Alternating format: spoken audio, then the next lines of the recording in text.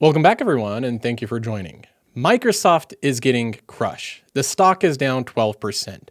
A ton of software companies are also getting crushed as well, whether it's Adobe or Salesforce or Intuit, you name it. If it's in the software category, odds are it's being sold off.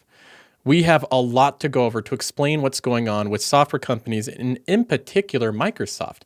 After all, it's not a frequent event that you see this company, one of the most predictable companies, one of the best ones, one of the most diversified ones, sell off a staggering 12% in a single day.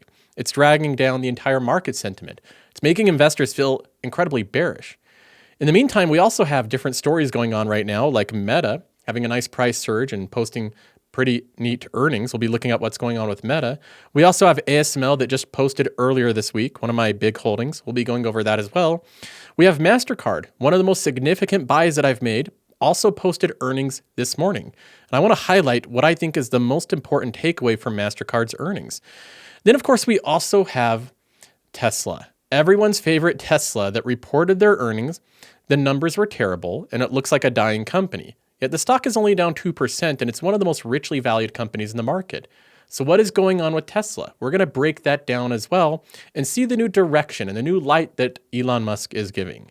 This is going to be one of the most jam-packed episodes. We're going to be going over all of this in depth to explain what's going on with these companies and why they're trading the way that they are.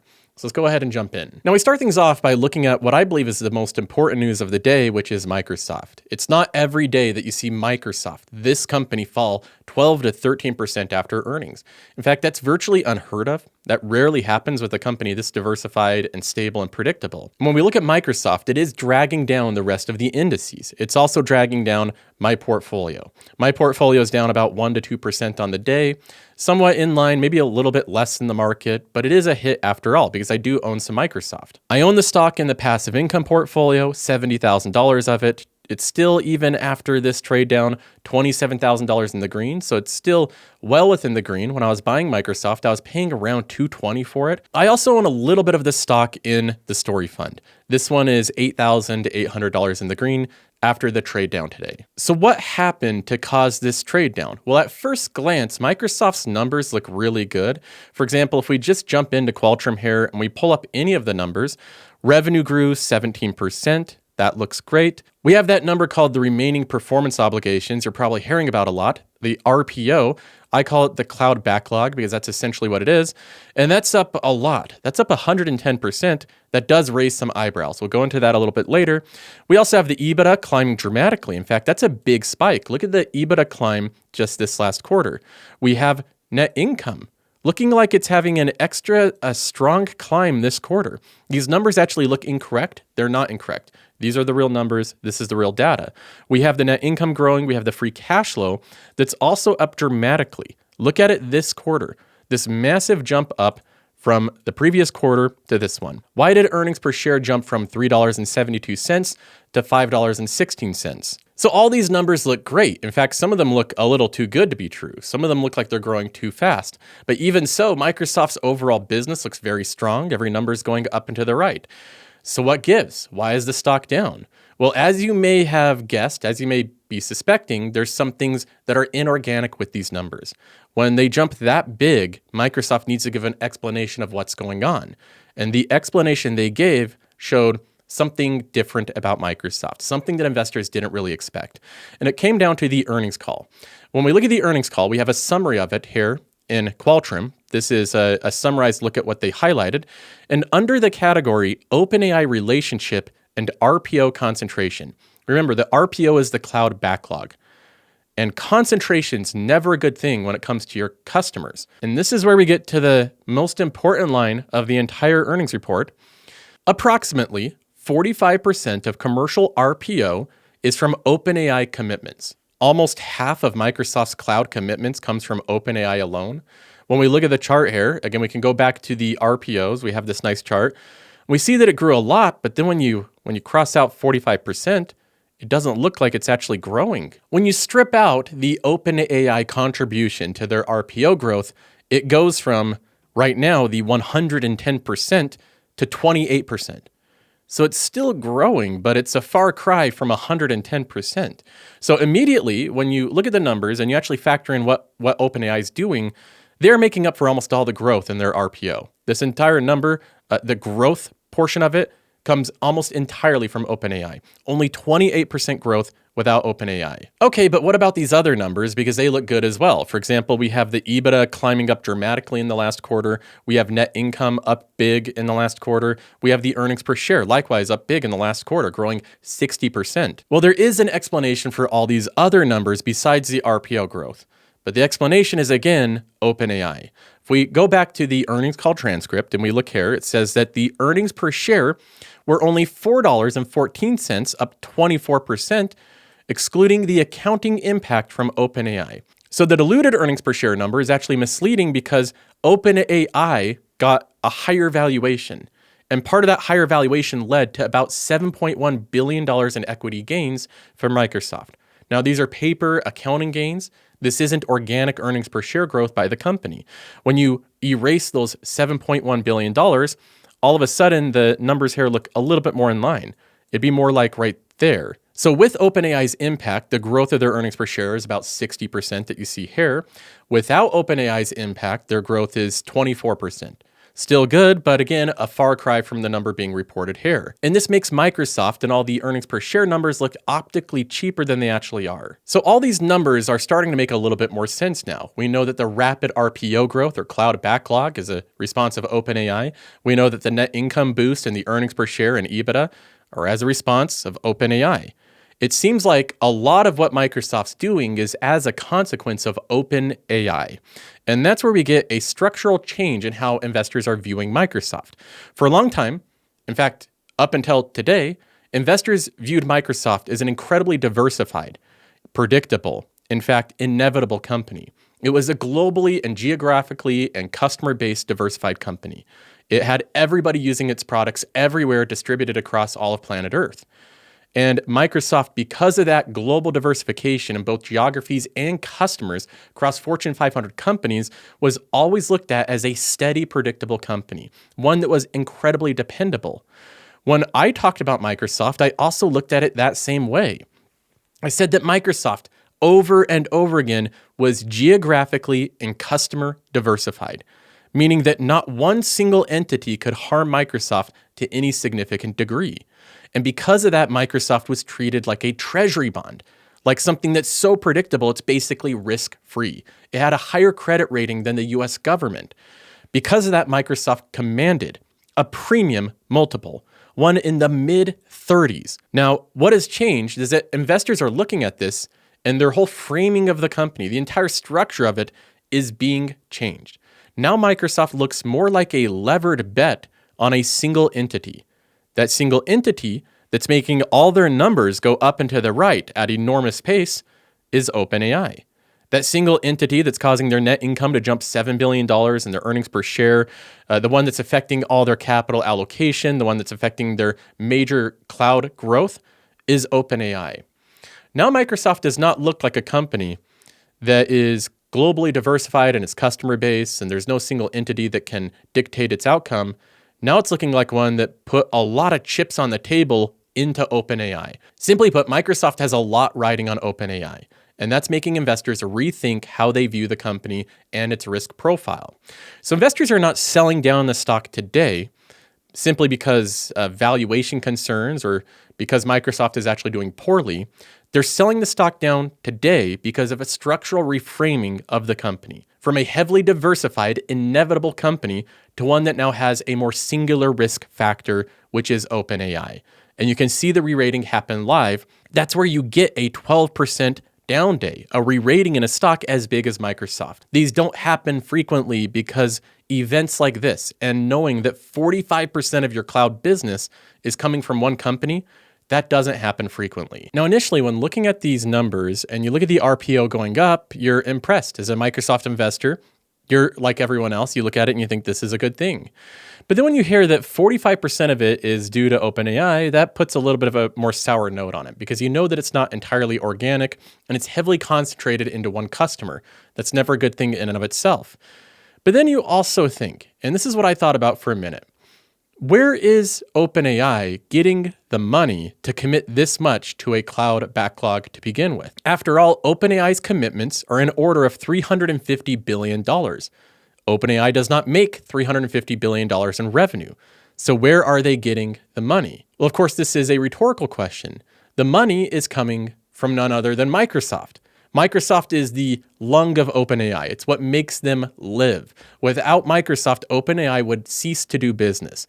They'd have no infrastructure to train on. They'd have no funding. Microsoft is the one funding this entire operation because OpenAI has nowhere close to pay for these commitments in and of themselves. So we have a situation here similar to what we've seen before where Microsoft is giving billions of dollars to OpenAI. OpenAI is being capitalized by Microsoft and then returning that capital with commitments to use Azure cloud growth. Microsoft's turning around and saying, look at our Azure cloud backlog grow with all these commitments. But that money is the money that Microsoft just handed them. They're just handing it back. So now we have a more complex, nuanced issue. Not only is Microsoft heavily concentrated into one customer for its cloud, but that customer is also capitalized by Microsoft. Without Microsoft, they couldn't even function or pay for this to begin with. So it not only makes this a significant concentration problem, it also makes it a circular financing problem. So we've already identified an issue of customer concentration, one of wonky metrics because of one specific company, which is OpenAI, and we also have the issue of circular financing making its way again in Microsoft's financials. But then we have one more issue, and this is perhaps maybe even the biggest one. Microsoft's CapEx growth is out of control, especially relative to the revenue growth. When we look at the revenue growth of Microsoft, again, it looks decent. We look at the growth over time, Microsoft is growing very quickly, and it's 16 to 17% as of last quarter. We have this nice growth over time. But if we look at that revenue growth relative to their capital expenditure growth, the CapEx growth is growing 3 times the speed. This is what it looks like when we index both of those to 0. You can see that when you're starting at 0, the revenue growth is growing at literally 1/3 the speed of the CapEx growth. This is on a trailing 12-month basis every single quarter. You can see the most previous quarter shows enormous growth in CapEx compared to the revenue growth. Microsoft also has an issue where the capital expenditures are growing 3 times the speed of revenue. So when we look at the overall reason that Microsoft's down 12% today, it's a combination of all these factors. A structural changing in the way that investors are viewing Microsoft, the circular financing, the levered bet on OpenAI, and now the fact that Microsoft's future revenue is more heavily dependent on a separate company, OpenAI. If OpenAI is at risk from, let's say Google, Microsoft's revenue's at risk. Now, Google's competing directly against Microsoft when they're competing against OpenAI. So this is a more complicating thing. And then you add in the fact that the CapEx is growing, you get a stock that's down 12%. Overall, Microsoft is not in trouble. The core financials of the company are fine. It's not one that you need to panic about, but investors are pricing the companies based on their relative risk. And Microsoft structurally has become slightly more risky than it was previously. So I'm not in a panic for Microsoft. I'm not going out and selling my stock today. I'm still going to continue to hold Microsoft, and I believe it's a very good company, but it's moved into a bit of a different scenario. Now Microsoft is a prove it company. It's one where they need to prove that they can grow organically outside of OpenAI. They need to show non-OpenAI Azure growth, and they need to show that they're not so heavily dependent on this one company with these circular financing deals. If Microsoft can continue to do that over time, the stock will continue to make gains. Now, moving on to another company that reported earnings but had the opposite scenario, we have Meta. Mark Zuckerberg gets the green light from Wall Street to keep pouring money into AI. Well, that seems a little strange. How did Meta get the green light to spend so much money on AI and on CapEx when Microsoft couldn't? Well, Meta has a lot of good things going. One of them is that their revenue is growing incredibly fast. The numbers are in. Meta stock is trading up after this earnings report, as it should. The revenue grew by 24%. Massive revenue growth number. To add on to that, Meta is now guiding for 30% growth next quarter. So not only did they crush these earnings, but they're guiding for even faster acceleration in revenue next quarter. We have the family daily active people, which continues to grow now to 3.58 billion people. They already have such a huge user base. They don't really even need to grow that metric, but it's growing anyways. It's just another positive thing. When we look at the overall earnings per share, you can see that they had that one-time quarter, the previous quarter, that was super low because of a one-time tax hit. Well, that's worked its way by, and what do you know? Meta's earnings per share grew incredibly fast. proving that this was only because of a one-time tax hit. And you can see that with the quarterly TTM, even with that one-time tax hit, they're starting to work their way back up. This will naturally work its way back up when that moves out of the range. So this is also incredibly fast organic earnings per share growth. I made a few charts here to show how fast Meta is growing, and it is exceptional. The line above shows the operating margin of the company. So you can see that going down and up. You can see that that affects the profitability of the company. Then we have the light blue bars, which is the revenue. Those are the tall ones. And then you have the dark blue bars, which is the operating cash flow. The revenue's marching up quarter after quarter. The operating cash flow is marching up quarter after quarter. This company is growing quickly. Now, Meta does have a CapEx issue. Just like Microsoft, they're spending increasing amounts every single quarter. You can see that visualized here. This is around $70 billion in trailing 12 months CapEx spend. An enormous amount of money is being thrown into CapEx. But in this case, investors are giving Meta an excuse to do this. They're saying that you can do this and we're happy about it because you're also getting extremely fast revenue growth and fast operating cash flow growth. And because the CapEx growth can be pulled back into the core business very easily. It's not growth that's dependent on one single client or one outside entity. This is just organic growth from the company. Another chart that I thought was interesting to look at here, this goes back about 10 years with Meta, and you can see the red line there, that squiggly line, is the price of Meta. And then you can see the free cash flow per share with the blue bars. Notice how the price almost perfectly matches the free cash flow per share. That is the intrinsic value indicator of the company. Mark Zuckerberg wants to own his own destiny. He wants Meta to be less reliant on externalities like Apple and different companies for their future growth and potential. He's famously said before that without all the constraints that Apple gives him, Meta would likely be twice as profitable than it is today.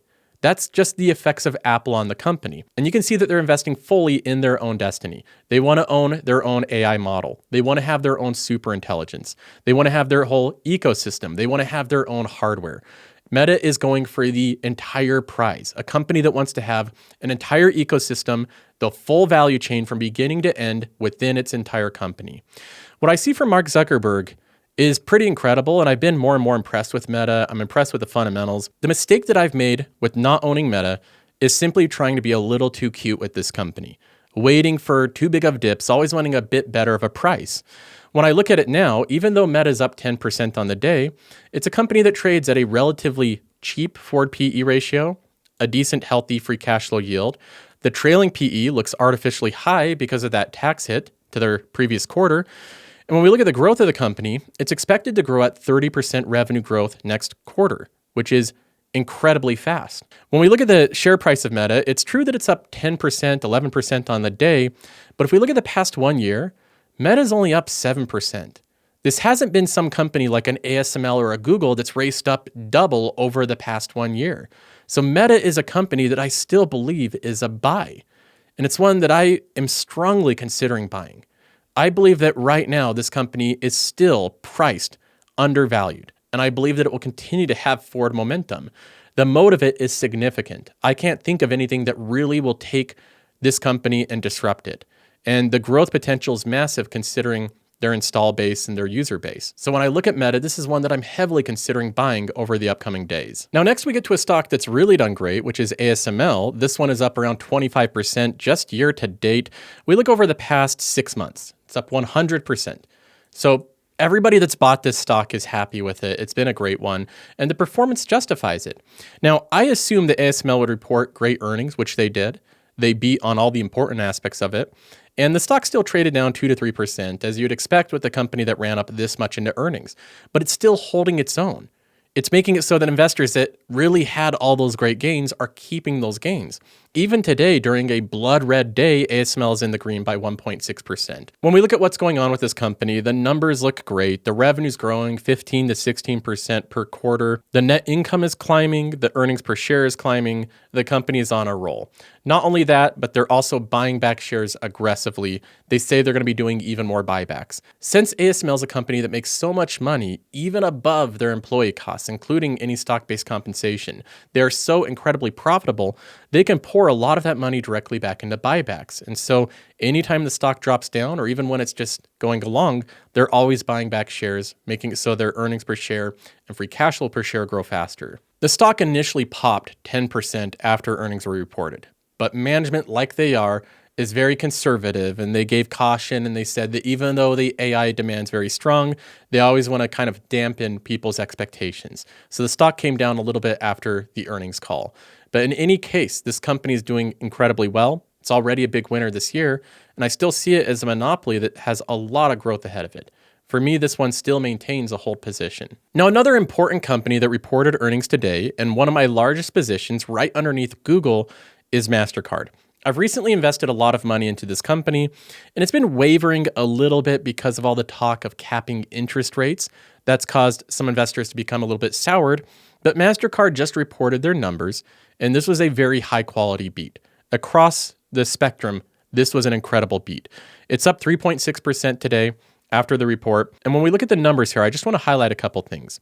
When we look at, first of all, the revenue growth of the company, revenue grew by 18% overall, or 15% on a currency neutral basis.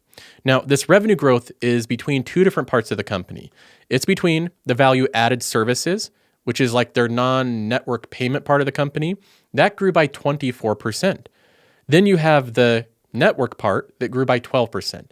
So 12% for their core business, that's the part that most people know about Mastercard, and then 24% for the value added services. That equates to 18% overall.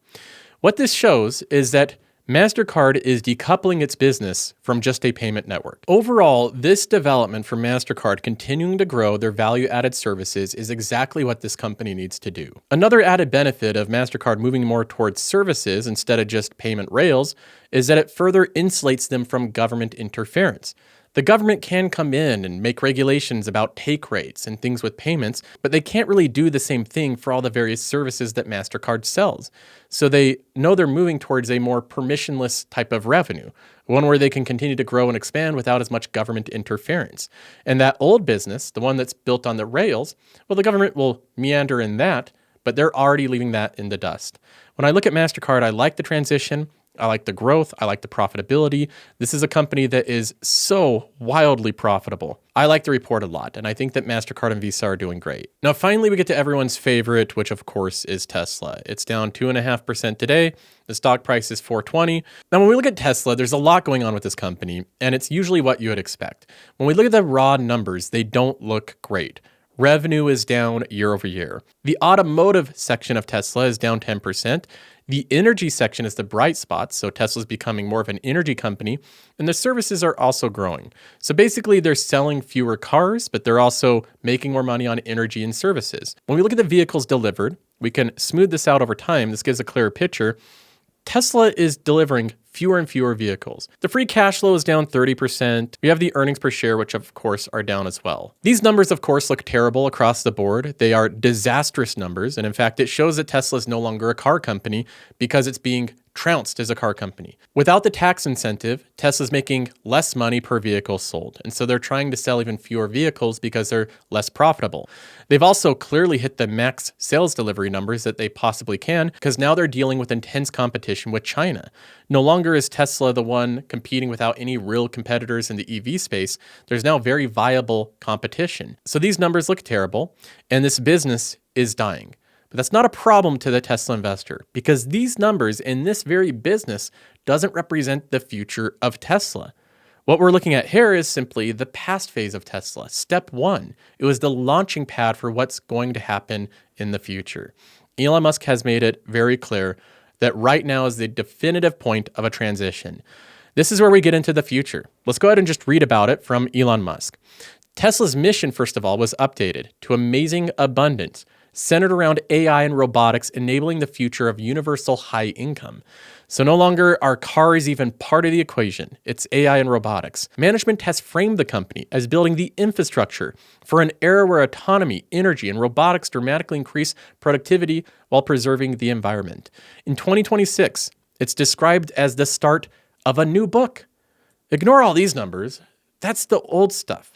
If you're looking at that, you're myopic. You're looking backwards. You invest in the future, not in the past. We're starting a new book for Tesla, with this period seen as the foundation for the next era of the company. So don't look over there. Don't look at those ugly numbers. Look over here. We have great things to point to in the future. Tesla's scrapping their Model X and Model S. That's real news. They're doing that next quarter, calling it an honorable discharge. The Fremont SNX production space will be converted into an Optimus factory targeting 1 million Optimus units per year in the long term. Now, in the long term, what does that mean? We don't know, but we assume it's a long ways out. Tesla will continue to support SNX owners, but is clearly shifting resources from legacy premium models to autonomy and robotics. Tesla, and especially the leader, Elon Musk, continues to say these very aggressive timelines for the rollout of the robotaxi. So far, we haven't seen that, and some of the timelines have been pushed back, but investors in Tesla are very hopeful and they're patient in seeing this rollout, because if it happens, the prize would be theoretically enormous. Now, we also have the other big change. We don't only have the robotaxi, we have the Optimus. Tesla plans to unveil Optimus Gen 3 within a few months. It is described as incredibly capable general-purpose humanoid. The long-term target is 1 million Optimus units per year from the Fremont factory. Optimus 3 is designed to be very human-like in appearance and motion, which makes it easier to deploy in human environments and leverage existing infrastructure. It supports Tesla's AI strategy by learning tasks directly from observing humans from demonstrations, verbal instructions, or video. In early deployment, a small number of Optimus units have been performing basic tasks in Tesla factories, but this is still in R&D. They are not yet materially contributing to output. So basically, they're going around, but they're not really helping out. It's like bringing your kid to work day, right? You're like trying to introduce them and have them learn a little bit, but they're not really speeding up things. They're kind of keeping you slowed down. That's the phase that Tesla's Optimus is at right now. Now, if shutting down two of their biggest car factories isn't evidence enough that Tesla's no longer a car company, if investing so much into robotaxi, robotics, as well as Optimus isn't proof that they're just not a car company anymore, they also did another non-car company thing. One of them was to invest directly in xAI, another one of Elon Musk's ventures. Tesla announced an investment in xAI as described as part of its master plan 4. Tesla vehicles already use xAI's Grok model. The rationale is to offload or accelerate some AI work by leveraging xAI's instead of building everything in-house. So they see synergy. That's basically what he's pointing out here. To provide an orchestra conductor for large fleets, managing millions of robotaxis for potential routing, charging, and maintenance, coordinating large groups of Optimus robots for complex projects, construction factories, and refineries. Management noted that many Tesla shareholders have asked for closer alignment with xAI. So now xAI is no longer this thing that Elon Musk's doing that Tesla investors don't have any part in. Now they also have a part in this great product in this great company. And that is part of the reason that even with these frankly terrible numbers, and any Tesla investor will tell you that these numbers aren't good, with these terrible numbers, the stock is still relatively flat. It's not really falling a whole lot. And especially at the high valuation with so much priced in, terrible numbers typically take companies down. Revenue deceleration typically derates a company or makes it so the multiples compress. But because Tesla is infusing the company and changing directions, investors are now looking ahead to what's to come. If you believe in the vision of Tesla, it's not a bad bet. If you really think that all this stuff is going to happen, it's going to happen in a great timeline. But I still believe the risk is there. It's a company that's promising a lot. Elon Musk has been known to be a little bit aggressive with his timelines from time to time. There is a big prize if he's able to execute really well on the things that he's promising. But for me, I'm a bit too conservative for this. Tesla is a very large company by market cap. They're promising a lot in the future, but I want to see them get a little further along before I jump into a company like this. Now that is going to be it. Wrapping up this busy week of earnings, we'll have more content out in the future. And if you want to see exclusive episodes, you can check out the membership at qualtrim.com. We have well over 12,000 active members. That's it for now. See you in the next one.